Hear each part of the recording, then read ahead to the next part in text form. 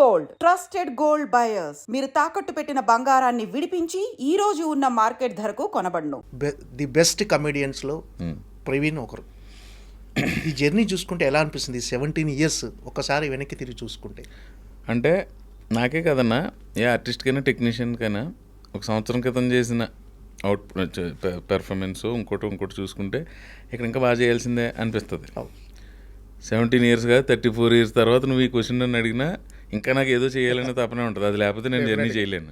But కొంత satisfaction, ఇక్కడికి వచ్చి 200 సినిమాలు చేసి మనం తెలుగు సినిమా ఇండస్ట్రీలోకి వచ్చి అంటే అది ఖచ్చితంగా భగవంతుడి ఆశీర్వాదం. ఆ సాటిస్ఫాక్షన్ అయితే ఉంది. ఇంకా ఏదో చేయాలని ఇది ఉంటుంది కదా, అది లేకపోతే జర్నీ కంటిన్యూ. తెలుగు సినీ పరిశ్రమలో మీకంటూ ఒక మార్క్ అయితే ఉంది డెఫినెట్గా కమెడియన్గా. సో ఒకసారి రివైండ్లోకి వెళ్తే అసలు మీ జర్నీ అసలు ఎక్కడ, మీ నేపథ్యం ఏంటి అన్న? అసలు నేపథ్యం మా ఊరు అంతర్వేదన్న, అది అందరికీ తెలిసిందే, చాలా ఇంటర్వ్యూలో చెప్పాను. ఫ్యామిలీ అంతా రైతు కుటుంబమే. అక్కడ నుంచి వచ్చి ఇంక ట్రయల్స్ మొదలుపెట్టి కొంతకాలం అయిన తర్వాత మళ్ళీ వెళ్ళిపోయి అదేదో ఒక షూటింగ్ దగ్గర సునీల్ గారు కనపడితే ఆయనకి నాకు ఎందుకో ర్యాపో కుదిరి తర్వాత అలాగా ఒక పరుగు సినిమాలోకి రావాలని ఎందుకు అనిపించింది అసలు? అది కాలేజీ రోజుల్లో పడిందన్న. మనకు కుటుంబ నేపథ్యంలో లేదు, ఎవరు లేరు. కాలేజీ చదువుకున్నప్పుడు కొంచెం స్టేజ్ మీద అవి పెర్ఫార్మెన్స్లు చేసినప్పుడు మల్కీపురం డిగ్రీ కాలేజీలో అక్కడ చదివినప్పుడు పడింది. యాక్టర్ అక్కడ బీజం పడింది. అక్కడ పడింది. ఓకే. అంటే ఒక పలానా చిరంజీవి గారును గ్యారంటీ చిరంజీవి గారు ఎవరిని చూసి ఇన్స్పైర్ అయ్యి, చిరంజీవి గారు, బాలకృష్ణ, ఒక ఆర్టిస్ట్ అంటూ ఒక హీరో ఉంటాడు మనకు. ఆ హీరోని చూసి ఇన్స్పైర్ అయ్యి సినిమాలోకి వచ్చినామని చాలామంది చెప్తుంటారు. అంటే మీరు ఇన్స్పైర్ అయిన హీరో ఎవరు అసలు? నా ఫేవరెట్ హీరో చిరంజీవి గారు అన్న. ఇన్స్పిరేషన్కి చాలామంది ఉన్నారు, రకరకాలుగా ఉంటుంది. సినిమా యాక్టర్ అవ్వాలని సినిమానే ఇన్స్పైర్ చేసింది. సినిమా యాక్టర్ కావాలనుకు మాత్రం చిరంజీవి గారిని చూసి అనుకున్నారా? చిరంజీవి గారి ఫ్యాన్ అన్న. చిరంజీవి గారిని చూసి ఇన్స్పైర్ అవుతుంది. నేను హీరోని కాదు కదా, నేను కమెడియన్. ఆర్టిస్ట్గా అందరు ఇన్ఫ్లుయెన్స్ ఉంటుంది. ఎక్కువ 80s పుట్టిన వాళ్ళకి 4 హీరోలు అన్న.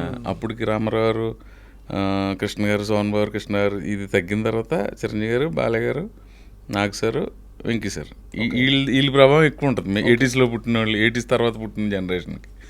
సో అన్నీ కలిపి మనం కూడా యాక్టర్ అయితే దానికంటే ఎక్కడో చదివాను, కళాకారుడు అనేవాడికి మరణం ఉండదురా, ప్రజల హృదయాల్లో ఉంటారు వాళ్ళు.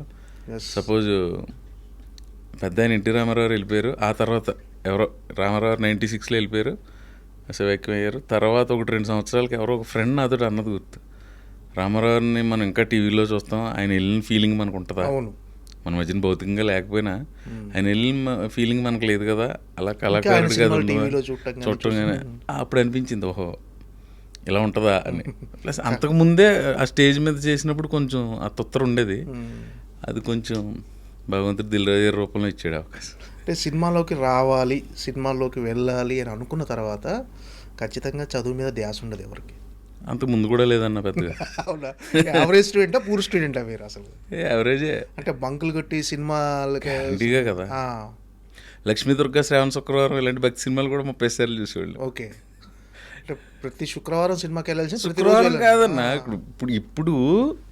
ఇప్పుడు థియేటర్స్ పెరిగిపోయినాయి. ఇప్పుడు ఈస్ట్ గోదావరి అంటే రిలీజ్ సెంటర్లో కాకినాడ, రాజమండ్రి, అమలాపురం వరకు ఉండేది. తర్వాత ఏదో తాటిపాకని కొంచెం ఎక్కడో రావులపాలెం లాంటిది ఎక్కడో వేసేవారు. ఇప్పుడు ప్రతిదీ రిలీజ్ సెంటరే. నెంబర్ ఆఫ్ రిలీజెస్ ఎక్కువైపోయినాయి. ఇదివరకు 100 రోజుల పోస్టర్ చూసేవాళ్ళు మనం, ఇప్పుడు 100 రోజుల పోస్టర్ ఎక్కడ చూస్తాం?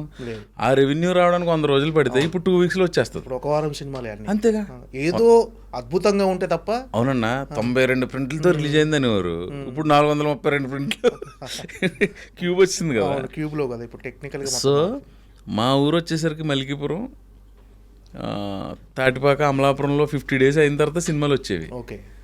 పెద్ద హీరోలు వచ్చినప్పుడు ఇంకా అక్కడ శుక్రవారం అని ఏం లేదు, ఎప్పుడు కుదిరితే అప్పుడు తింటాం, ఇంట్లో దెబ్బలు తినే. అన్ని సినిమాలు చూసేవాళ్ళ?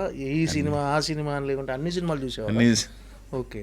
అంటే హైదరాబాదు ఇంకా లక్ష్మీదుర్గ, శ్రావణ శుక్రవారం చెప్పిన తర్వాత ఇక ఏ సినిమా వదిలిపెట్టేట్టు ఏనుగా యాక్ట్ చేసిందని లక్ష్మీదుర్గ వెళ్ళడం. ఓకే.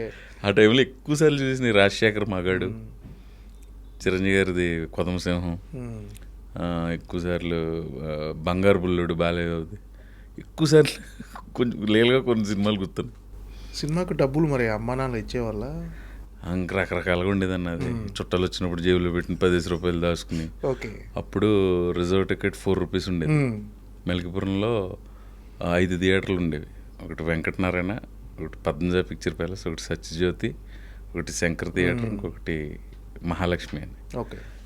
రూపాయి నేల టికెట్. అప్పుడు 4 రూపాయలు పెట్టుకుని వెళ్ళే బదులు కిందకి వెళ్తే 4 సినిమాలు చూడొచ్చు కదా అని చెప్పి అది దాచుకుని, మా అత్తమ్మలు అవి వచ్చినప్పుడు ఇచ్చిన డబ్బులు అయింది అన్ని దాచుకొని సినిమాలకు ఖర్చు పెట్టారు. మా మామయ్యలు ఇచ్చినాయి.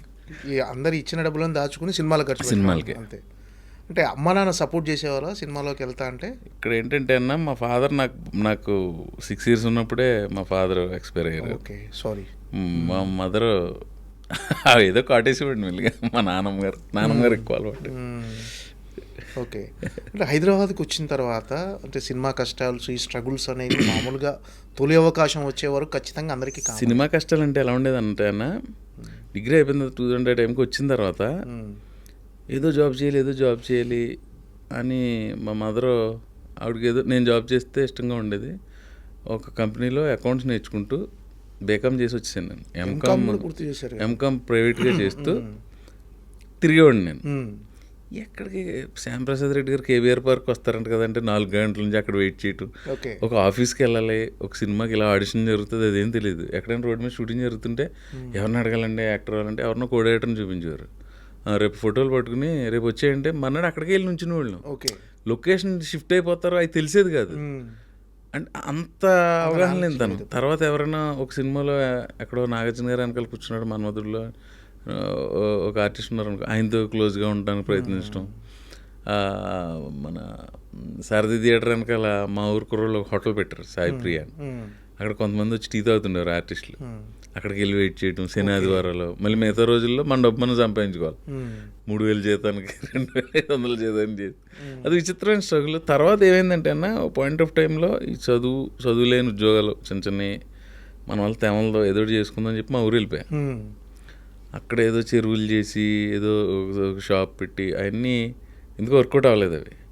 తర్వాత ఒకరోజు ఒక ఊర్లోనే షూటింగ్ జరుగుతున్నప్పుడు సునీల్ కలవటం, అక్కడ నుంచి రేపు కుదరటం, తను ఎప్పుడు ఈస్ట్ వెస్ట్లో షూటింగ్ వచ్చినా నాకు ఫోన్ చేయడం, నేను వెళ్ళి కలవడం. అలా ఒకరోజు పరుగు షూటింగ్కి వెళ్ళా, రాజమండ్రి పక్కన కేశవరం. పరుగు